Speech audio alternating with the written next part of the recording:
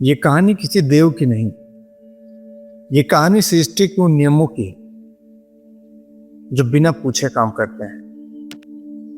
सूर्य चमकता है, पर रोशनी का भी एक नियम होता है। समंदर गहरा है, पर गहराई भी मर्यादा मांगती है। बिजली गिरती है, पर शक्ति को संभालना पड़ता है। सांस चलती है, पर हवा को देखा नहीं जाता। सब कुछ होता है, पर जगह कभी बोलती नहीं। देवता जिन्हें हम पूजते हैं, वो सिर्फ कहानियों के पात्र नहीं थे, वो प्रकृति के नियम थे जिन्होंने रूप ले लिया। इस कहानी में हम बात करेंगे उन देवताओं की जो सिंहासन पर नहीं बैठे, पर जिनके बिना सिंहासन भी कुछ नहीं होता। अग्नि जो बदलाव है, वरुण जो नियम है, इंद्र जो शक्ति की जिम्मेदारी है, वायु जो जीवन की सांस है, और आकाश जो सब कुछ संभाल कर भी कुछ नहीं मांगता। ये कहानी सिर्फ पूजा के लिए नहीं, बल्कि समझने के लिए है। जहां देवता सिर्फ भगवान नहीं, बल्कि नियम बन जाते हैं, तब कहानी सिर्फ कथा नहीं रहती, बल्कि सच बन जाती है। और सच कभी पुराना नहीं होता। तो चलिए शुरू करते हैं उस देव से जिसका कोई जन्म स्थान नहीं, लेकिन जिसके बिना कोई काम संभव भी नहीं। अग्नि का जन्म हुआ जब पहली बार दो चीजें आपस में टकराई। लकड़ी लकड़ी से मिली, पत्थर पत्थर से घिसा, और बिजली ने आकाश को छुआ। उसके क्षण का न कोई मंत्र था, न कोई पूजा, सिर्फ गलती थी। और उस गलती से जन्मी आग।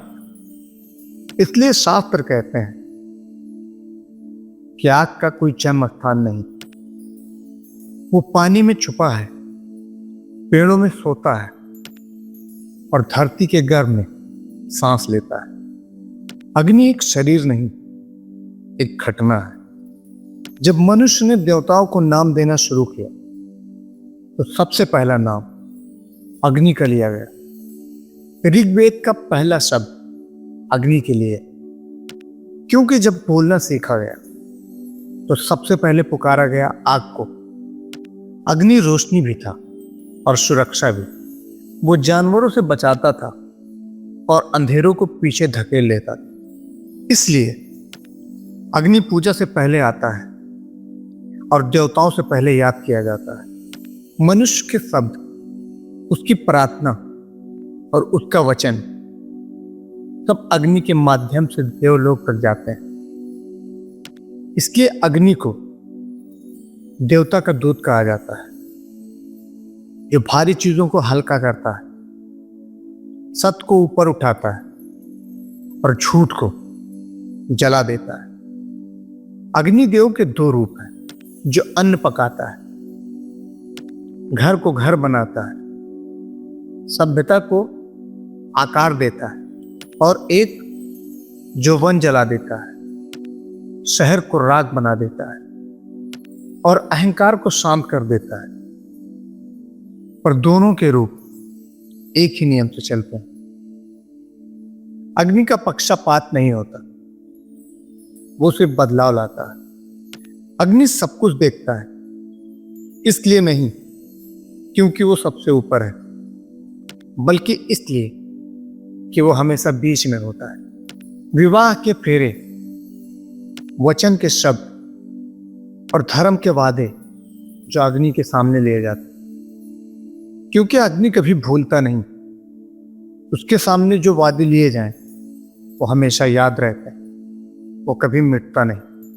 अग्नि ने मनुष्य को एक ही बात सिखाई कि जो तुम पकड़ के रखोगे वो सड़ जाएगा, और जो अग्नि को सौंप दोगे वो या तो शुद्ध हो जाएगा या समाप्त हो जाएगा। अग्नि का संदेश कठोर है पर सच्चा है। बदलाव से मत डरो, क्योंकि जो बदला नहीं वो जी नहीं पाता। अग्नि कभी राजा नहीं बना, कभी शक्तिशाली नहीं बना, पर देवता जब अपनी बात पर खड़े रहना चाहते थे तो अग्नि को ही बुलाते, क्योंकि तलवार जीत सकती पर अग्नि सच बोलती। ये कहानी थी अग्निदेव की, उस देव की जो जलाता नहीं बदल देता है। वरुण का जन्म लहरों से नहीं हुआ, उनका जन्म हुआ व्यवस्था से। जब सृष्टि ने पहली बार सांस ली और उस सांस को सीमा चाहिए थी, तब वरुण का स्थान तय हुआ। वो जल के देव बने, पर जल उनका शरीर नहीं था, जल उनका क्षेत्र था। वेदों के युग में वरुण सिर्फ समुद्रों के स्वामी नहीं थे, वो ऋतु के यज्ञ थे। उस नियम के जो सूर्य को समय पर उगने देता है, नदियों को अपनी मर्यादा में बहने देता है और सत्य को जिंदा रखता है। इंद्र की गरज से पहले वरुण का शासन था, एक शासन जो शोर से नहीं नियम से चलता था। वरुण सब कुछ देखते थे, पर आसमान के ऊपर से नहीं, गहराइयों के बीच से। समंदर, नदी, बादल, वर्षा और मनुष्य के आंसू सब उनके क्षेत्र में आते हैं। इसलिए वरुण से डर लगता था, क्योंकि उनसे कुछ छुपाया नहीं जा सकता था।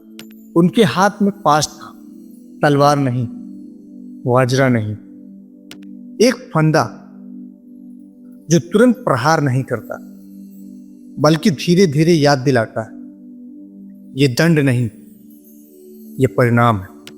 वरुण कभी क्रोध में नहीं आते, वो सिर्फ नियम को काम करने देते हैं। युग बदले, देवताओं की कहानियों में वीरता आई, युद्ध आए, शोर बढ़ा, इंद्र का तेज उभर कर आया और वरुण का शासन पीछे रह गया।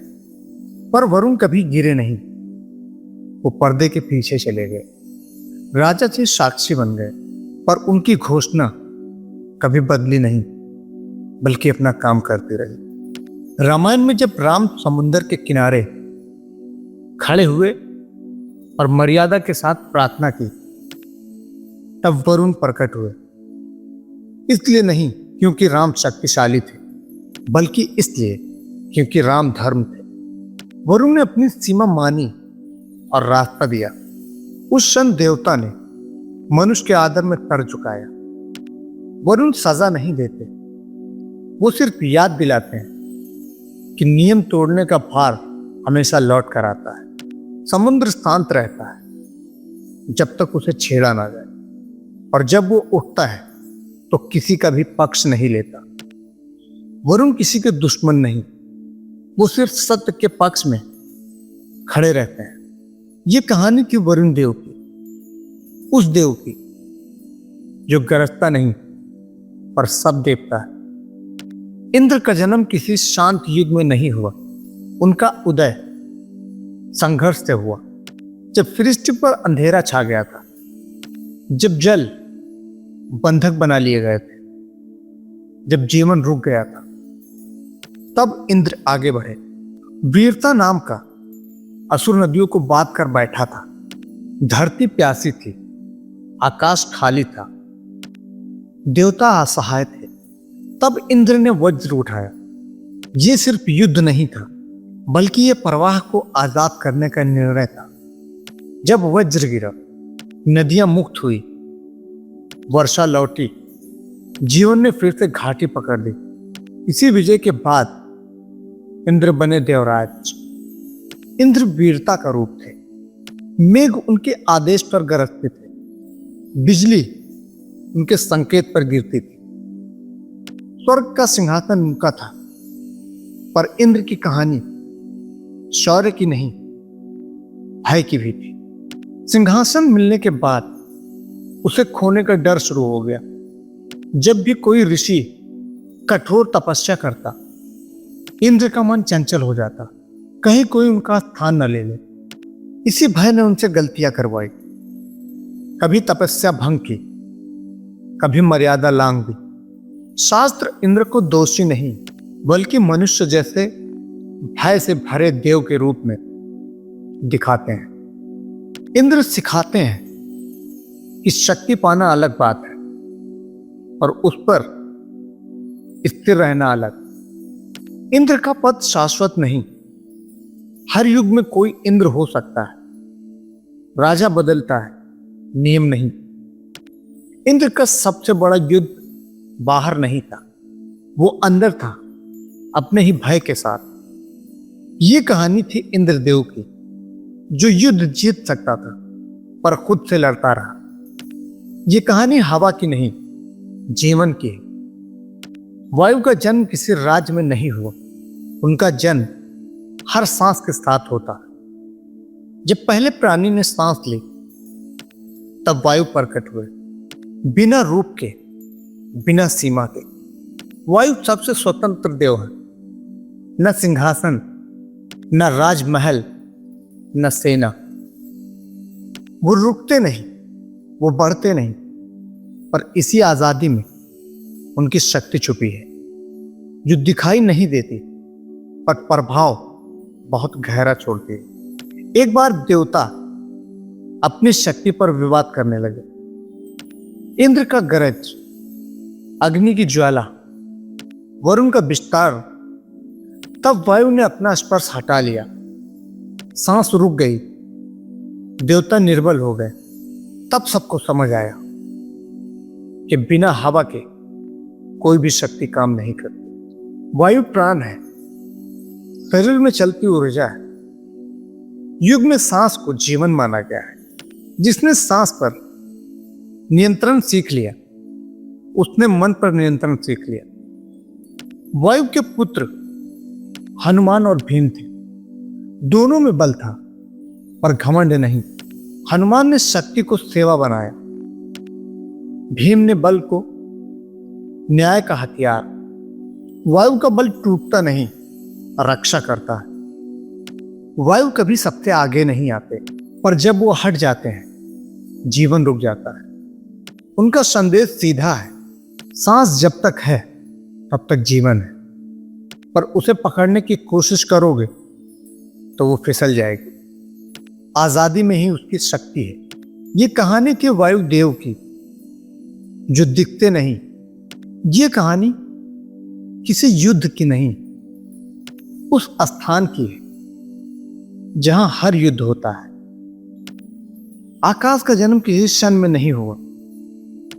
जब कुछ भी नहीं था तब भी आकाश था, और जब सब समाप्त हो जाएगा तब भी वही रहेगा। सूर्य की तेज, चंद्रमा की शीलता, बिजली की गरज और मनुष्य की आवाज सब आकाश में ही घूमते हैं। पंच महाभूत में आकाश सबसे सक्षम है। धरती को पकड़ सकते हो, पानी को छू सकते हो, अग्नि को देख सकते हो, और आकाश को सिर्फ महसूस कर सकते हो। शास्त्र कहते हैं कि आकाश का जन्म स्थान है। हर मंत्र, हर ध्वनि आकाश में कंपन बनाती। इसीलिए मंत्र बोले नहीं जाते, छोड़े जाते हैं। आकाश उन्हें संभाल लेता है। तो दोस्तों, ये थी पंच महाभूत की कहानी। ये कहानी सुनकर आपको कैसा लगा कमेंट्स में जरूर बताएं, और अगर वीडियो पसंद आया हो तो उसे लाइक करें, और ऐसी ही वीडियो को देखने के लिए हमारे इस चैनल को सब्सक्राइब भी जरूर करें। मिलते हैं अगली वीडियो में, तब तक के लिए जय हिंद।